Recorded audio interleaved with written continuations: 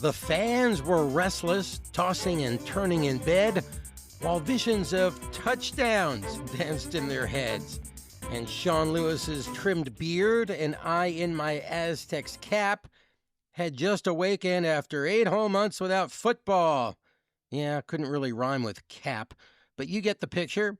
It's FansFest time, and welcome to Aztecs All In, the podcast that goes all in on all things San Diego State sports. I'm Louis Weiner along with Steve Perez. We're going to get you ready for FanFest and have a lot of good information about the defensive line and the edge position. But we start today with breaking news. Coach Sean Lewis announcing that Jayden Denegal is the starting quarterback for this coming season. Coach Lewis met with the media this morning and had this to say about Denegal, and we'll hear from the quarterback himself. Announced our starting quarterback. As you guys know, Denny's done an unbelievable job coming in since day one, working, earning the respect of the team. Bert did a heck of a job competing as well. They're both great men with great character and have done an unbelievable job being great teammates to each other and to everyone. Excited about, obviously Denny getting the nod, and he's earned that opportunity, and excited about the opportunity and the plays that I know that Bert is going to make as well. As we all know, there's a real critical importance to have really, really high ceiling of talent within the building, but also a depth of talent as well. And so feel very spoiled to have those two guys that are both very, very talented, that are going to make impactful plays for our team. And excited for everyone to get a chance to see it live and in color tomorrow at Snapdragon for FanFest. So hoping the community shows up and shows out, and we get to have a whole dress rehearsal as a great city of San Diego for an amazing fall that's going to come here for the Aztecs on the Mesa. I was pretty excited hearing it. It doesn't really change too much. My process isn't going to change day to day. I'm going to keep on doing what I've been doing since I've been here, keep on getting better every day. So, yeah, pretty excited, though. I'm able to run. I'm able to throw. I feel like I'm a good decision maker. And the biggest thing this year is just be able to control the offense, lead the offense, and win some football games. That's my biggest goal. He's loved how I attacked my work since I've been here, and they were going to go ahead and make me the starter. That's pretty much how the conversation went. So you can get your first look at Denegal leading the Aztecs at FanFest this Thursday night. And Steve has a FanFest preview for you. Let's dive right in, Louis. Aztecs gearing up for their annual FanFest. It's coming up Thursday, August 14th, Snapdragon Stadium. Head coach Sean Lewis talks about what fans can expect. I think there's a great opportunity here on Thursday to come support and to come to get a great live look at this and to experience what our guys are doing, the energy that they're bringing, the excitement that is San Diego State football, and to experience some new traditions that we're tying into the San Diego community that we want them to be a part of. So Thursday night, in a lot of ways, it's a dress rehearsal for us as a team, but it's a dress rehearsal for us as a community, right? So 2 weeks from Thursday, we can have that start to become one of the greatest college football home field advantages in the whole country. Coach Lou fired up about FanFest. It's the first chance for fans who are not season ticket holders to check out this season's Aztecs in action before their season opener against Stony Brook, August 28th. Admission free. Just got to grab up to 4 tickets online at the Ticketmaster link provided by SDSU at goaztecs.com. Parking will never be lower, $10. Gates open at 6 p.m. Kickoff 7:05. It's a chance to bring the family, hit the team store, grab some concessions. Coach Lewis calls it a dress rehearsal. He's not just talking about the players. It's a call out to Aztec Nation and the San Diego community at large to come together and help start building an electric home field vibe at the Snap. Viejas Arena is one of the toughest home courts in the West in college basketball. Aztecs need to do the same in college football. The program will be bringing the energy and some new traditions. Also, a glimpse of the squad's potential. Asked Coach Lou if he could drop a little morsel before Thursday. There's going to be a tie into Top Gun in the city of San Diego. That's going to start the fourth quarter. Did you catch that, Lewis? A Top Gun moment in the fourth quarter, that's all he would say. No, Tom Cruise isn't going to be making an appearance. It's not in the budget. Coach Lou says he'll save the dough to help his players. But among the big objectives, make it as much like an actual game as possible. To come out of it healthy, to take the test being the scrimmage with the guys, work full game day mechanics. We'll have the tablets out. We'll have the coaches up. It'll be the first time in camp with guys in new roles to work through those game day mechanics, and we'll get a few more chances of that as we go. But it'll be our first live dress rehearsal, right, to see truly when the lights come on and there's some strangers in the stands, who's gone about their business the right way and is trained and ready for that opportunity, and who needs a little bit more refinement as we're 14 days away from kicking it off from real. And I'm looking forward to seeing the energy and the enthusiasm that our fans bring to support our kids as well. Season tickets start at $200. Aztecs offering the chance to build their own 3-game mini plan schedule as well. Tickets also available starting at $23. The home schedule has Cal on tap next month, the first Mountain West Conference game October 3rd against Colorado State. Steve, a couple of other football tidbits. The Aztecs announced they will honor the 2015 Mountain West Conference Championship team at the September 20th home game against Cal. On hand will be former coach Rocky Long and NCAA career rushing leader Donnell Pumphrey. They will serve as honorary warriors for the game, and according to the UT's Kirk Kenney, will lead the Aztecs into the stadium and onto the field. The 2015 team lost 3 of its first 4, but then went on to win 10 straight to finish with an 11-3 record, beating Air Force in the championship game and defeating Cincinnati in the Hawaii Bowl. And great news for Aztecs fans who can't get out to Snapdragon Stadium for the season opener against Stony Brook. That game will now be televised on KUSI in San Diego, and for those out of town, it will stream on the Mountain West Network. Steve Quiz will be on the call with SDSU Hall of Fame wide receiver J.R. Tolver. And that is a 7 p.m. kickoff, Steve, on Thursday night, August 28th. Lewis, this segment and the one later this week are dedicated to those guys on defense who have a key yet largely unheralded position on the football field. We shall dedicate these segments to any young man who has ever donned the red and black and had those high numbers on their jersey at any point in the program's history. So, to those about to tackle and block, we salute you. On defense under the 4-2-5 scheme, there are 2 interior linemen, the nose defensive lineman, and the 3 technique, pretty much interchangeable according to DL coach Dave Losay and the guys themselves. Their primary responsibility, to be physical at the point of attack, play and stop the run, and try to keep opponents' offensive linemen from getting to the linebackers. Their most basic lineup is nose over or just off center, 3 technique off the outside shoulder of the offensive guard. Grossly oversimplifying it, but to truly appreciate the job of an interior defensive lineman in this scheme, know this: unless an opponent on the offensive line has some oddball assignment due to the play call, or they blow their assignment entirely, the defensive linemen pretty much are going to be getting double-teamed every play. So Coach Losay says it takes a special type of player to fill that role.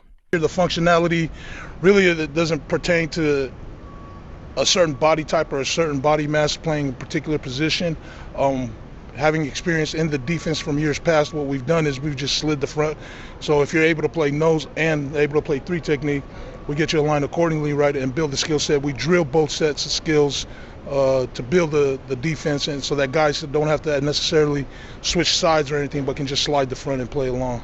Yeah, fast, physical, pick them up, put them down, blue-collar nasty, punching in the clock day to day in, day out. And, every day we're going to be striking the sled and talk about, we want to kill the run as a defense, not just as a defensive line group. And it starts up front with the 2 guys in the middle holding point, being able to attack their keys, play on their keys, and to reestablish the line of scrimmage and create knockback against that offensive line. Losay likes to say the biggest room in the house is always room for improvement.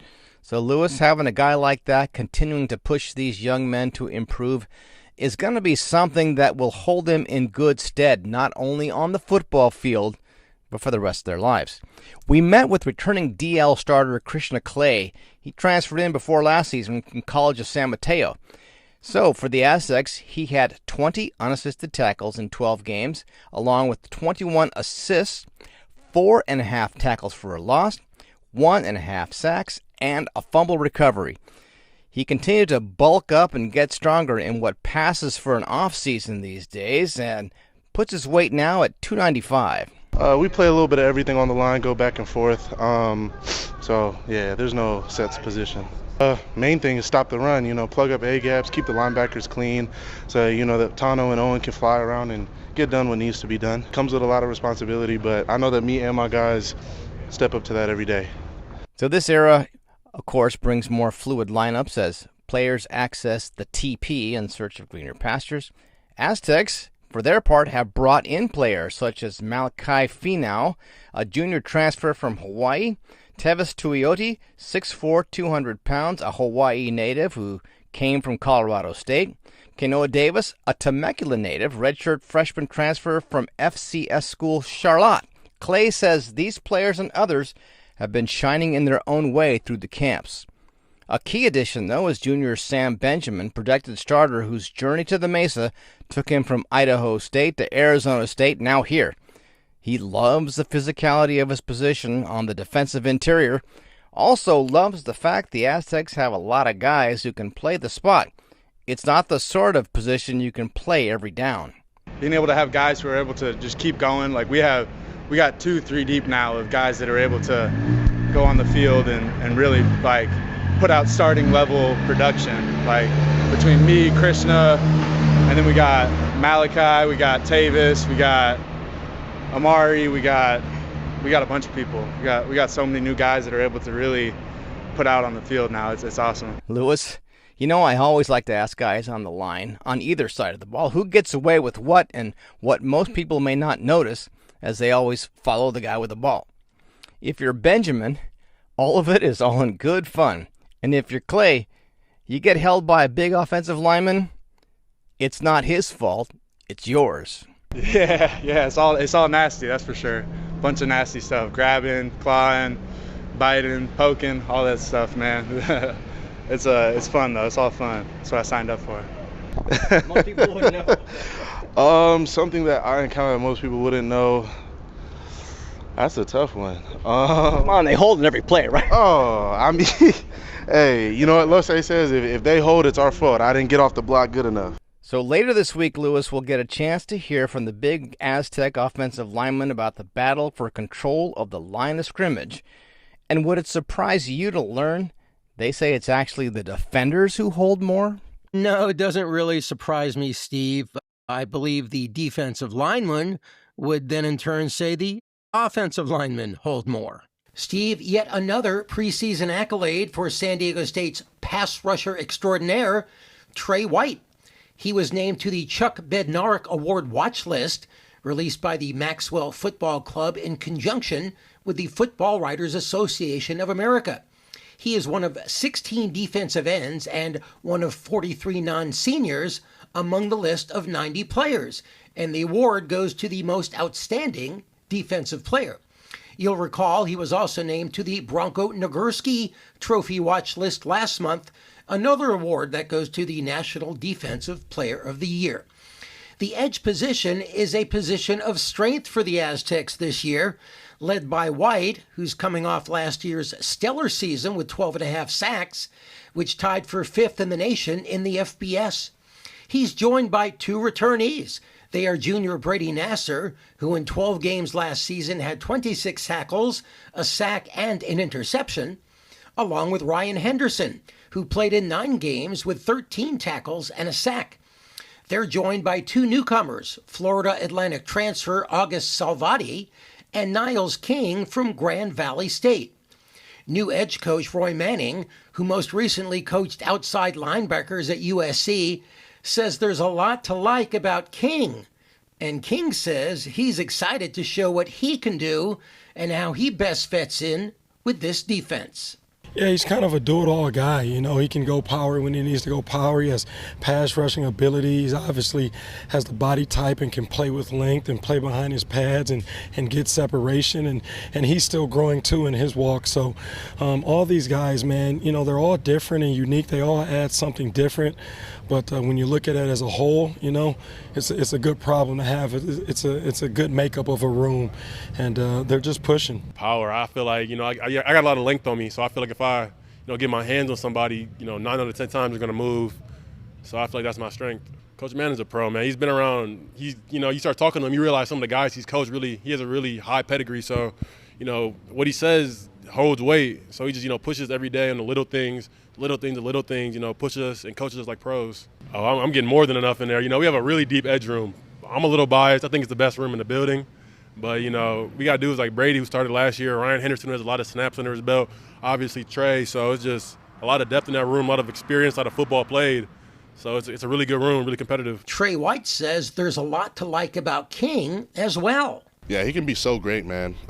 He's coming from a smaller school, but, he's been doing great up here. He's been getting better and better every day, and you can tell it shows through the film and his work ethic as well. He just got his red shirt not too long ago, and he earned it throughout the whole summer, and just the work that he's been putting in on the field. So it's been great playing alongside him. Coach Manning inherits the edge coaching position from Rog Ulrich, who is now the defensive coordinator. Of course, Ulrich helped Trey White earn first-team All-Mountain West accolades after one of the most productive seasons by a San Diego State defensive lineman in program history last year. But Manning says he believes White can be even better this season. Yeah, I think we all have room for growth. I walked into a great situation if you're a coach, obviously having one of the best players on the team in the country in my room, and it's just been a delight to have an opportunity to work with him.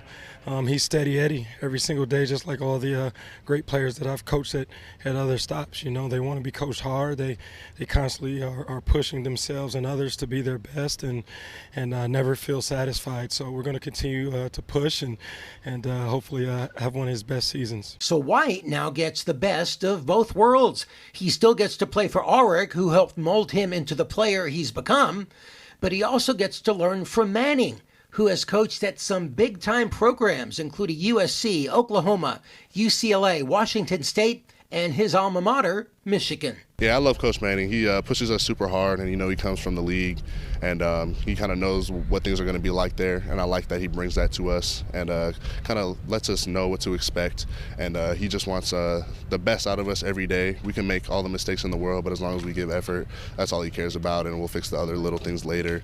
And just being able to have Coach Manning and Coach Ulrich just be there and just kind of get their inputs on things, and just the way that Coach Ulrich runs his defense, it's been really great to have both of them alongside me.